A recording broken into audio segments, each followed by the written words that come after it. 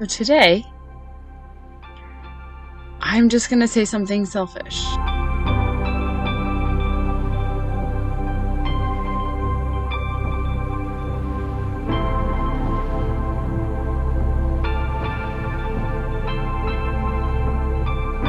First of all, I need to acknowledge to myself that my mother has cancer, but Jesus has the answer. Or Jesus is the answer, both.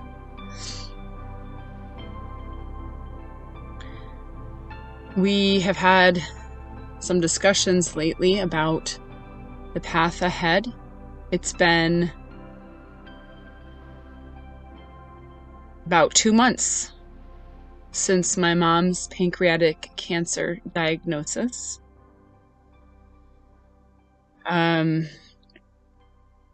No one has staged it. She does have cancer, a large cancer mass on her ovaries. She believes maybe it's just ovarian cancer straight up. The doctors, without testing it, are assuming it's actually pancreatic cancer that has metastasized to her ovaries, and that makes a difference. In the cancer world, it makes a big difference. There are some spots on her lungs. And I don't know how you determine, I haven't looked it up, how you determine what's terminal. I mean, terminal means you're going to die from it, but hers is non-surgical. So I guess it's not terminal, meaning there are treatments to try and help. But the doctors have been very good. She's seen now 3-4 different doctors, I think. Good name ones, good ones, famous ones in famous cancer centers, who have said that, what we can do is what we can do, and it's what there is. Read an interesting statistic the other day that this year,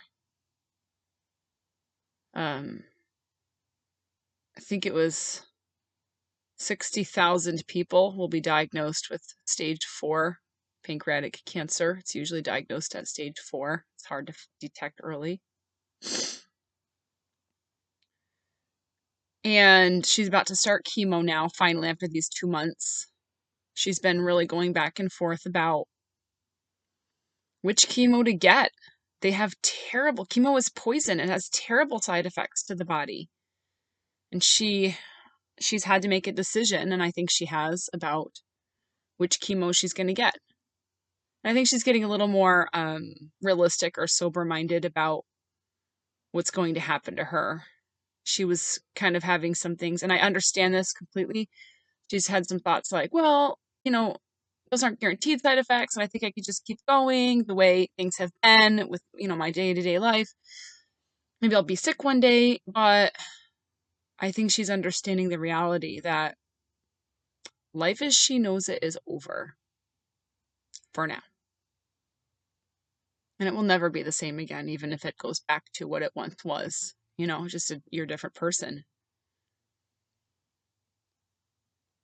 And when she talked to the doctor this week, he said the chemo that is most likely the path they're going to choose is pretty much a guarantee that she's going to lose her hair. Early on in this journey, when we were talking about losing her hair, before we're at the precipice of losing her hair in chemo now. But early on, I had said, if you lose your hair, I'm going to shave my head with you in solidarity. And she was like, don't you dare. Because she's obsessed with my long, thick red hair. Always has been. But I had said, well, let's make a deal. If I shave my head with you, I'll grow my hair out when it's time. I'll grow it out long. I'll grow it out. I'll take 5 years and I'll grow it down to my boobs. She was like, deal. But we're here now. How long will it take for her to lose her hair? I don't know, but my friend's mom is going through a very similar journey right now. And she just started her chemo. And 6 weeks in, all her hair is gone. And I have a very selfish thought. And I think if anyone ever hears this, or if I tell anybody, I don't think they would think I was being selfish. But I feel very selfish because I actually don't want to shave my head. I don't. It sounds stupid, it's just hair. And I don't even have that much of it. But the thought of it feels very daunting to me in a way that I did not anticipate. And I cried the other night to my husband. And I said, I don't want to be bald in 6 weeks. I thought about the humiliation that I'm gonna feel. People who don't know the story or the journey. People who watch my radio show that I do online. I was sort of anticipating stupid, ignorant remarks and me feeling defensive, like, well, my mom has cancer. I was just imagining all of it unfolding, and I was like, I actually, maybe I overcommitted myself. But then I thought about my mom, and she doesn't have a choice. I can choose to shave my head or not. But my dear mother, my sweet mom, who would bankrupt herself for another person, she doesn't have a choice. She's going to lose her hair.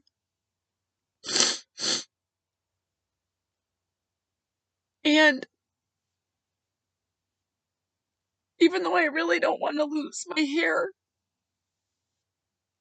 I have a choice. And my mom doesn't.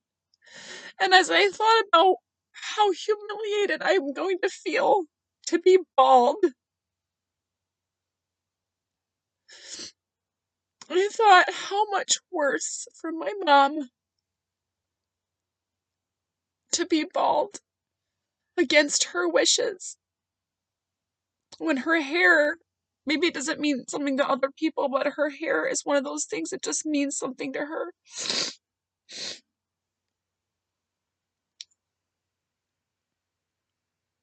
And it's the only thing keeping my foot to the path right now, is the thought that I can't let her walk through this alone. I can't. As much as I don't want to do it, and if I told her, which I never will, that I don't want to shave my head, she would be okay. She'll be like, I don't want you to anyway.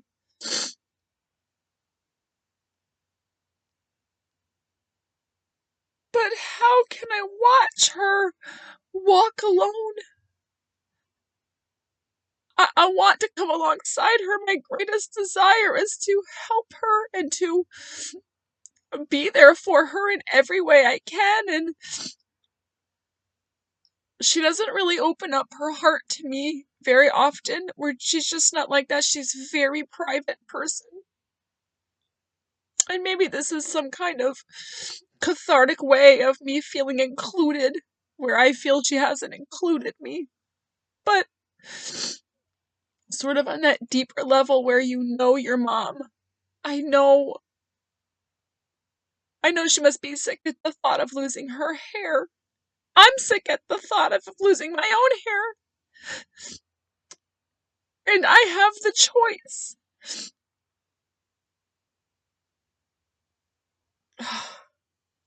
But I don't want to.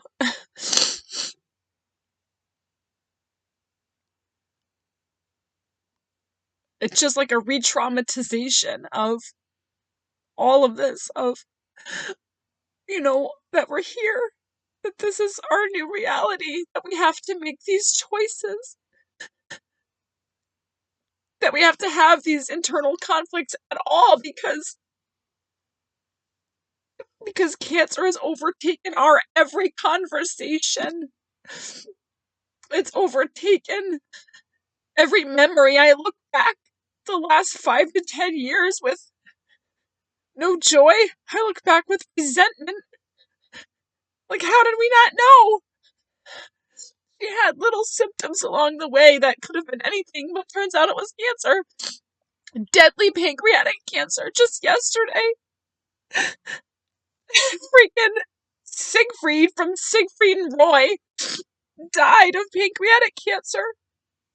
I didn't even know he had it.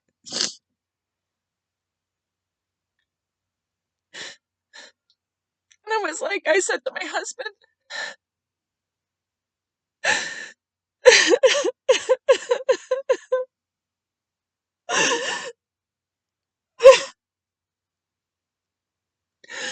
I said, Siegfried has endless resources and he has unlimited access to the best doctors in the world. He can fly anywhere. He can try any experimental treatment or clinical trial. I said there's nothing that could stop him.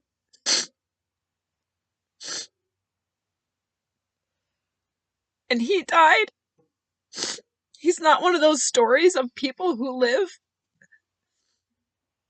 I said, what hope do we have for my mom? This is a simple lady in upstate New York, a pastor's wife, a nurse, you know, like the words that would be on her obituary. A wife, a mother, a nurse, a pastor's wife. She loved to play the piano at church and hang out with her family and travel. She's a nobody from nowhere with nothing. What would make me think that life would be any kinder to her than it would be to someone who has no restrictions on accessing cutting-edge treatments for their care?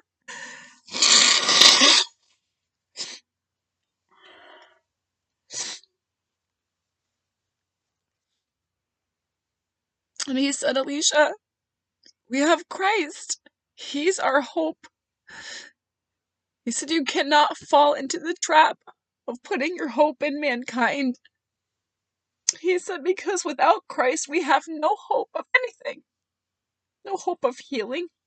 Even though science, people get healed, they do, through scientific methods, which I believe is the grace of God. Proof of God's grace. That he sends healing to the nations through the inspiration of mankind. But he said, he said, stop thinking like that. Our hope is in Christ, not in riches, not in medicines.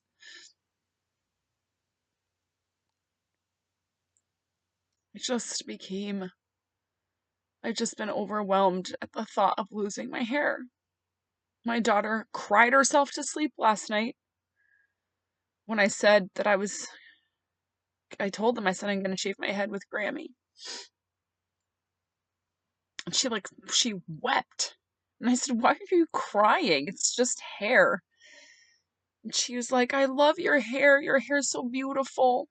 I always wished you would grow it again. And I like to touch your hair. And anyway, I was like, well, it'll grow back. I'm not the one dying of cancer. Living with cancer.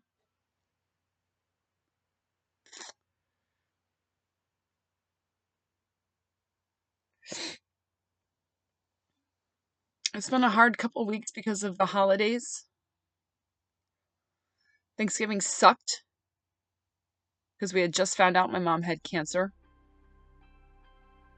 We were still faking it, acting like it wasn't that big of a deal, or maybe that God would just make a miracle and it was going to go away.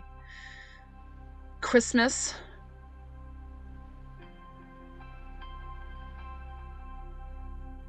Christmas was hard for me. I'm sure it was hard for my mom. She didn't show it.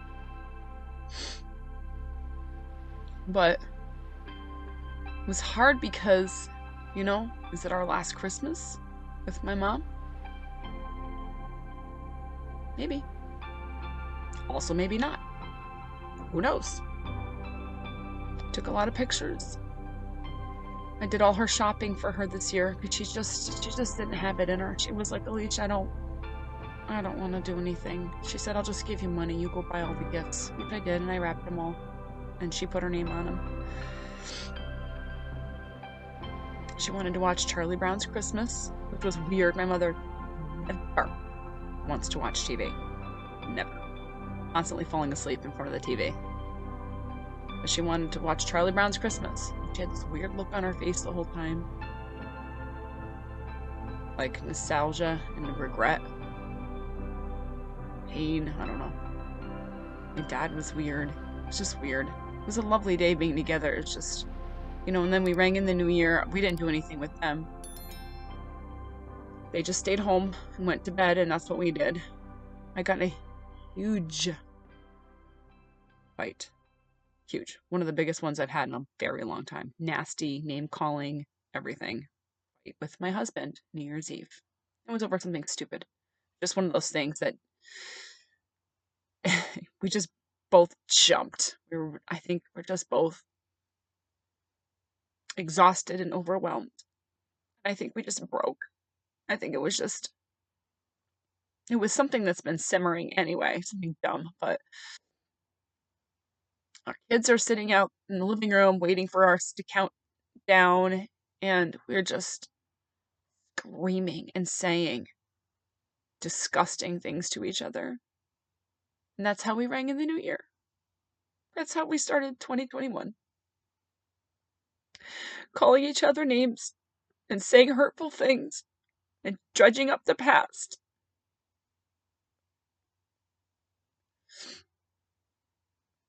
And I look back and I'm like, I know we're both just struggling. I don't know. He probably feels a helplessness watching me walk through it, watching my mom walk through it. We both feel pressure, spread thin, trying to help them and ourselves in our own life.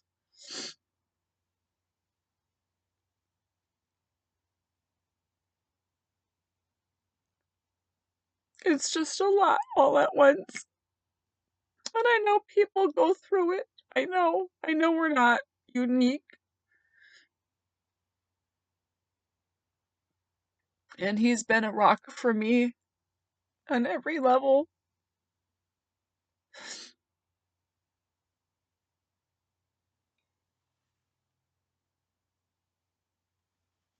We're just both in a weakened condition emotionally. It's just affecting everything else. We're committed to each other. I just know when you're weak, it's a good time for the enemy to attack in other areas because all your energy is going to, this one thing, and while your back is turned, you lose your marriage. Or whatever, I don't know, become depressed or something. There's repercussions. And so I'm trying to stay vigilant. I was reading the other day in Psalm 119.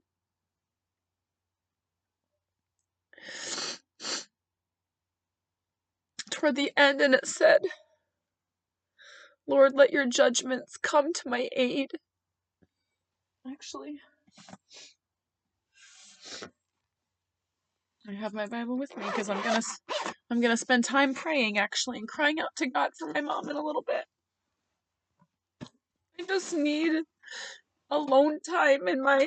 It's like, here's another selfish thing. All my free time goes to crying out to God for my mother.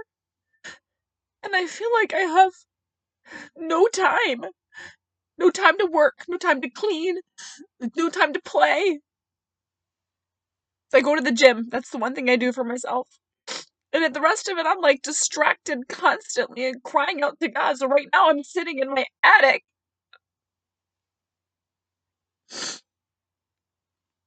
Because I set aside time to pray, and it's, it's what you do.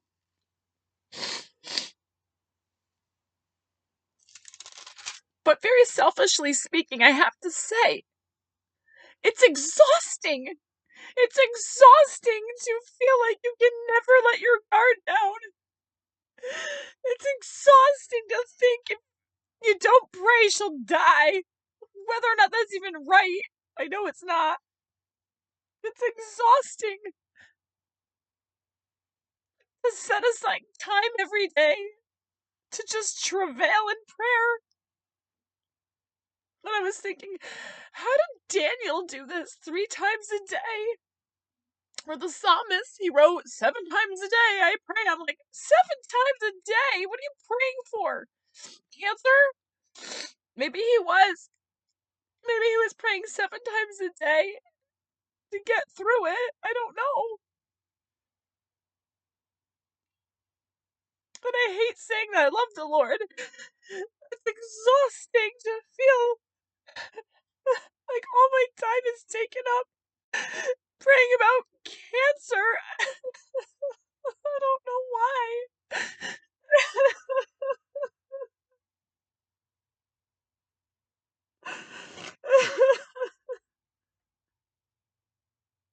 I'm just tired.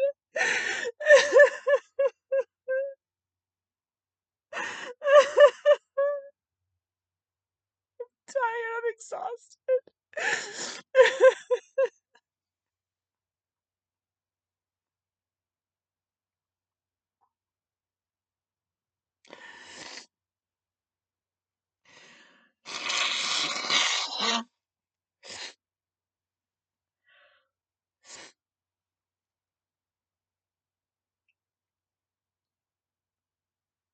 I just feel guilty. I feel guilty that I don't want to. I just want to go back to having coffee in the morning and looking out my window and thinking about God and reading my Bible quietly for 15 minutes, and I want to move about my life. I don't want to constantly drop to my knees and say, God, please send help, please. Constantly sick to my stomach. Constantly trying to find a word to stand on. Anything that would keep her alive, anything. Constantly trying to hear God, is that you? No, it's never God. I never hear anything. Not entirely true. It's just, where's the voice from on high? Where's the visions and the supernatural word? Where's the miracles? Is this what the people of God do? They're constantly fasting and praying and sick to their stomachs. It's like, do I want to be one of these people? These are just the thoughts that race through my head. I don't even know the answers to any of them.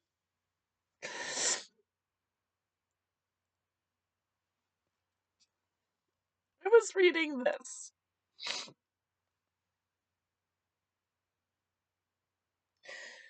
It's 119, 175.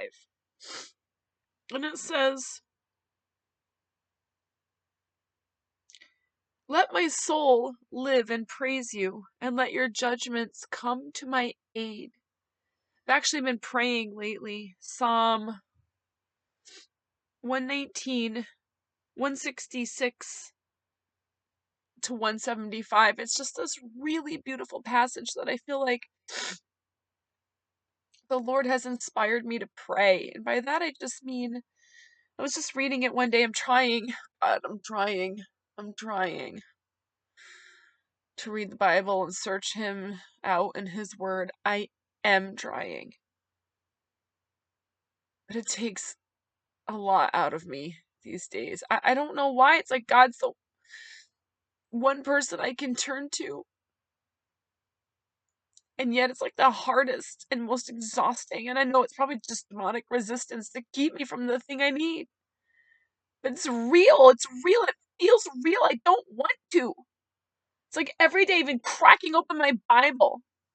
I feel like I might as well be cracking a little hammer against a big boulder. I'm like, what is the point? And I started to look at this verse. Let my soul live and praise you. Let your judgments come to my aid. When I looked up, let your judgments come to my aid, I'm like, what judgments? It was interesting to me because it says, when I looked it up in the Hebrew, kind of like, what does that word mean to the person who wrote it? What did they mean when they said that? And it said here, a decision. Now this matters, not just a judgment, this or that, right or wrong, you or them. It's not. It really meant it's more complex than that. This word judgment is a decision made after both sides have stated their case. And that decision becomes the new legal precedent. And I started to think about that, like the Supreme Court. All the, both sides have argued their case before the Supreme Court. And the Supreme Court only takes cases that are going to be, generally speaking, precedent-setting cases. The law of the land, it changes the law of the land. And the next time you go, someone else goes to court, they can say, like in the case of Purdy v. Satan, when you said, I'll give my angels charge over thee, like the case of Purdy v. Cancer, when you said, by his stripes you were healed, like in the case of Purdy v. Anxiety, when you said, cast all your cares upon me, for I care for you. And so that scripture said, let your judgments come to my aid. And so I cried out to God the other day and I stated my case. I was like, you said I have the legal right as a child of God, and so does my mother, because of your word and your son and your promises. And I know Satan's there accusing. We see that in Job, he's an accuser, accusing of all the reasons why. Satan's probably there like, she overate, and she had too much processed meat, and she smoked for 10 years, and she was a drug addict when she was a teenager, and she did this that gives me legal access, or because of the sin of her forefathers, she has a genetic, mutation that causes cancer, whatever those accusations are. And I'm here pleading before the throne with Jesus Christ, whoever lives to make intercession for me. And I'm standing before God saying, no, you said you broke the curse. No, it was broken through Jesus Christ. No, by the stripes of Jesus Christ, my mother is healed. That Proverbs says, where there is not cause, a curse cannot alight. That you knit her together in her mother's womb. That she's fearfully and wonderfully made. That no eye has seen and no ear has heard and no heart can understand what God has prepared. That you've given her a future and a hope. This is the future and a hope. This contradicts what you said. Let your judgments come to my aid. The new precedent, the law of the land that now I can use to argue my case in court. To say you decided it already. You wiped out the handwriting of ordinances. You said.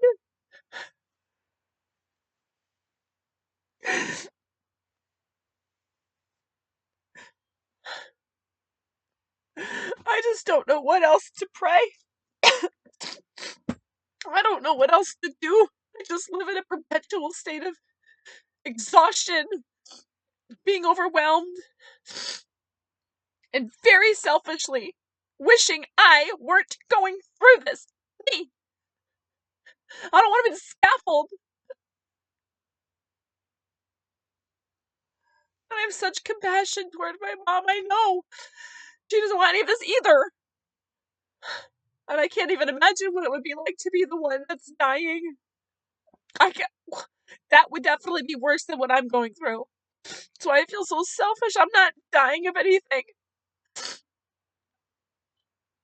I'm not fighting fear, that kind of fear. I just can't even fathom what it must feel like to be her.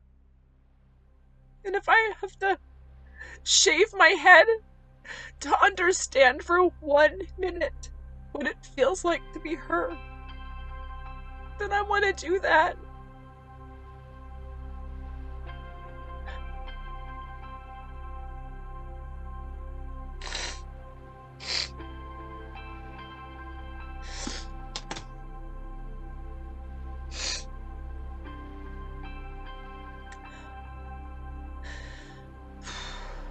I don't want to discount that God has been faithful all along the way, truly.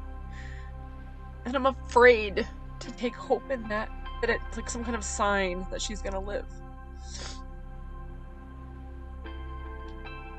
Great people have come alongside her, good doctors, people of wisdom and insight. I was praying the other day. I felt like the Lord showed me when I was praying. I was talking about, you prepare a table before her. She was heading down to New York City for another opinion at Sloan Kettering, and I said, you prepare a table before her in the presence of her enemies. And I said, Lord, her enemies are fear and death and doubt and cancer and anxiety and turmoil. They're all there. And I said, you prepare a table.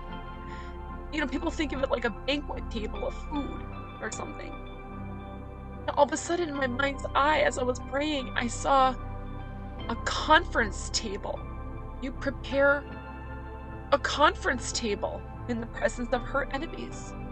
So in the presence of cancer, which is an enemy, a mortal enemy, in the presence of fear and anxiety and doubt and death, the Lord has prepared a conference table for my mother. And seated at that table are men and women.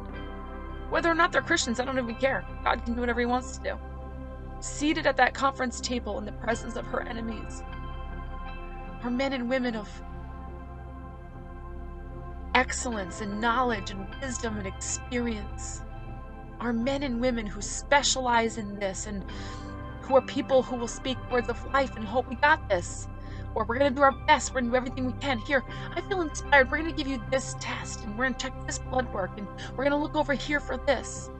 And I really believe that the Lord has prepared a conference table with men and women in the presence of my mother's enemies. There's a table prepared for her. And then the next day, I think nothing's going to happen, and I'm mad about everything. But God has been faithful because these people have come alongside her. And I don't want to discount these little faithful things and allow myself to forget that God has been good. And I'm trying so hard not to be like, because you're good and that happened, that means she's going to live, right, God? Like, that's the desperation. I have to fight that off constantly. Like agendizing every prayer and leading into every single move. I don't know. I don't know where that line is.